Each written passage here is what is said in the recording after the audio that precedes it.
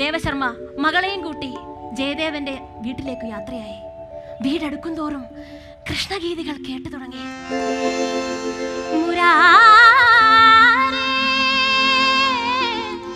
Krishna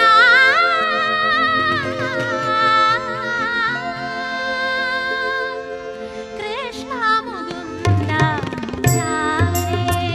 Shri Krishna Mukunda